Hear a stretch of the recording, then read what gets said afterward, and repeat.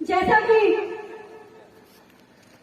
हमें पता है कि अंग्रेजी वर्ष का नया वर्ष प्रारंभ होने आया है। बड़े सौभाग्य का और गर्व का विषय है हमारे लिए कि जब हम कोई नया आरंभ करते हैं, हमारे दिनों का नया आरंभ हो रहा, हमारे वर्ष का नया आरंभ हो रहा है, उस समय पर हमें अपने ईष्ट की, अपने गुरु सत्ता की आराधना और भक्ति करने का सौभाग्य प्राप्त हो रहा है। जैसा कि आपने सुना कि नए वर्ष में बहुत लोग होंगे, उन्हें खुशी होती है कि अरे नया वर्ष आ गया, नए वर्ष का प्रारंभ हो गया। पार्टी मनाते हैं, बड़े बड़े शहरों में पार्टी होती है, गांवों में भी बहुत सारे युवा बच्चे हैं, केक ले आते हैं, केक काटते हैं, पार्टियां करते हैं बैठ के कि अरे नए वर्ष का आरंभ हो गया। ऐसा क्यों किया? खुशी थी, मन में खुशी थी तो आपने ऐसा किया। लेकिन जब आपके ऊपर कष्ट पड़ता है, जब आपके ऊपर परेशानी आती है, तो आप दौड़ते हुए भागते हो मंदिरों की ओर, अपने ईष्ट की ओर कि अरे हे भगवान, मेरे परिवार में ऐसी समस्या आ गई, मुझ में ऐसी समस्या आ गई, मेरे ऊपर ऐसी समस्या पड़ गई, मुझे आशीर्वाद दीजिए, मुझ पर कृपा कीजिए, मुझ पर दया कीजिए। जब आपके पास खुशी थी तो आपने उनको याद नहीं किया, और जब दुख पड़ा तो आप भागते हुए चले गए। तो कैसे कल्पना की कि जिन्हें हमने खुशी में याद नहीं किया वो दुख में हमारा साथ देंगे। यही होती है सोचने समझने की सामर्थ्य जो गुरुवर श्री ने हमें प्रदान की है कि चाहे सुख हो चाहे दुख हो, कैसी भी परिस्थिति क्यों ना हो, हमें हर पल अपने ईष्ट का ध्यान रखना चाहिए, अपने आदिशक्ति परम सत्ता का ध्यान रखना चाहिए। ये ज्ञान गुरुवर ने हमें करवाया।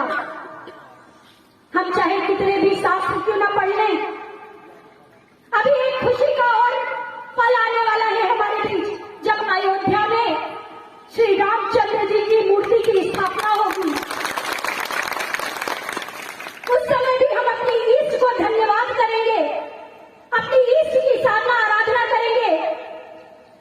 इसी तरह के बड़े बड़े आयोजन भगवती मानव कल्याण संगठन द्वारा किए जाएंगे, क्योंकि वह खुशी का पल होगा। और ये शक्ति है, ये सामर्थ्य है, ये आप सब लोगों की ताकत है।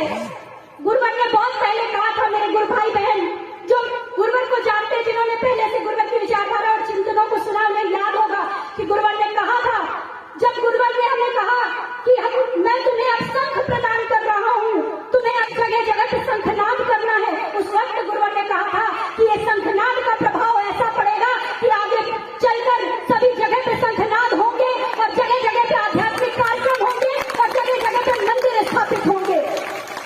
और गुरुवर ने जो कहा था वही शंखनाद की ताकत है, वही शंखनाद की शक्ति है। जो राम मंदिर बन नहीं पा रहा था, जिस राम मंदिर के लिए 50 वर्षों से संघर्ष किया लोगों ने, वह राम मंदिर की स्थापना भी हुई और रामचंद्र जी की स्थापना भी वहां पर होगी। और उससे पहले माता आदि शक्ति जगत जननी जगदम्बा की सिद्ध मूर्ति की स्थापना सिद्धाश्रम धाम पर हो चुकी है। यह उसी का प्रभाव है जो आज समाज में देखने को मिल रहा है। लेकिन मैं बता दूं कि टीवी चैनल पे दिखाया जा, न्यूज में दिखाया जा रहा है, सब जगह जय श्री राम के नारे चल रहे हैं। ऐसे तो सच्चाई यही है कि राम राम जपने से कुछ नहीं होगा।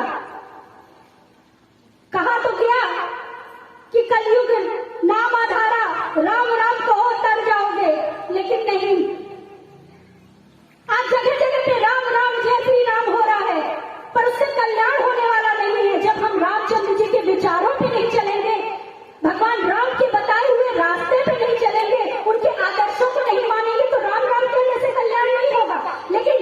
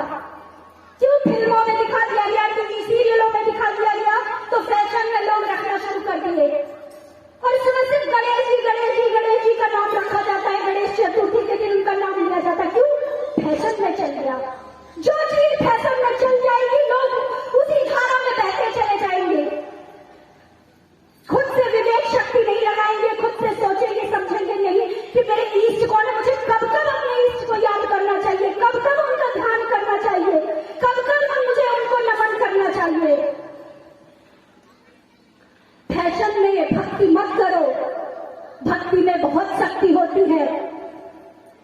गुरुवर श्री ने बताया कि अपनी आत्मा की जननी को पहचानो, अपने मैं को जानो। बहुत से लोग बोलते हैं कि मैं तो 10 साल से पूजा कर रहा हूं, मैं तो 5 साल से पूजा कर रहा हूं, मुझे शांति क्यों नहीं मिल रही है, मेरी समस्याएं क्यों नहीं दूर हो रही है, मुझे मन की शांति क्यों नहीं मिल रही है? क्योंकि आपने अपने मैं को नहीं जाना, आपने स्वयं को नहीं पहचाना, अपनी आत्मा की जननी को नहीं जाना। इसलिए आपके साथ ऐसा हो रहा। गुरुवर ने बताया कि मैं को पहचानो, और मैं कोई भौतिकतावाद नहीं कि मैं, मेरा नाम ये है, मैं आज इस पद पर हूं, मेरा परिवार ये है, नहीं, वो आपका मैं नहीं है। मैं का तात्पर्य है कि अपने अंदर को पहचानो, अपनी आत्मा को परम सत्ता